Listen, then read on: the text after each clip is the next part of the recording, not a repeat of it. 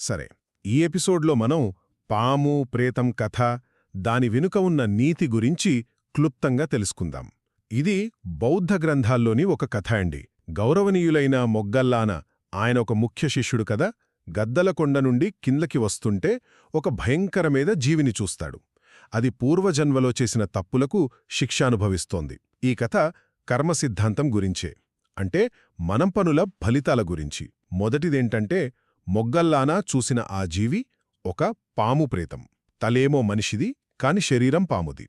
అది నిరంతరం మంటల్లో కాలుతూ భరించలేని బాధ అనుభవిస్తోంది. ఎందుకంటే కిందటి జన్మలో ఇతనొక రైతు. తన పొలంలోంచి వెళుతూ పంట పాడు చేస్తున్నారని కోపంతో ఒక ఏకాంత బుద్ధుడి కుటీరాన్ని తగలబెట్టేశాడు. ఆ పాపానికి నరకంలో శిక్షపడి ఇప్పుడు ఈ రూపంలో తీవ్రంగా బాధపడుతున్నాడు.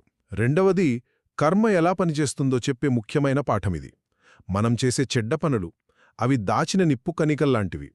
పాలు వెంటనే పెరుగు అవ్వవు కదా, అలాగే పాపం చేసిన వెంటనే శిక్ష రాకపోవచ్చు.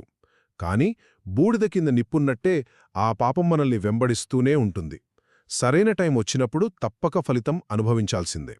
తప్పించుకోవడం అస్సలు కుదరదు. ఇక మూడవది, బుద్ధురులాంటి పవిత్రుల పట్ల మనం చేసే పనులకు మంచివైనా చెడ్డవైనా చాలా బలముంటుంది. ఆ రైతు ఆ ఏకాంత బుద్ధుడికి చేసింది చిన్న తప్పులా అనిపించినా ఫలితం ఎంత ఘోరంగా ఉందో, అలాగే పుణ్యాత్మల పట్ల మనం చేసే చిన్న మంచి పనులకు కూడా అంతే శక్తి ఉంటుంది.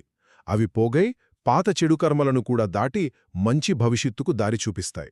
ఒక్క మాటలో చెప్పాలంటే, మనం చేసే ప్రతి పనికి, మంచిదైనా చెడ్డదైనా, కాస్త ఆలస్యమైనా సరే ఫలితం మాత్రం పక్కాగా ఉంటుంది.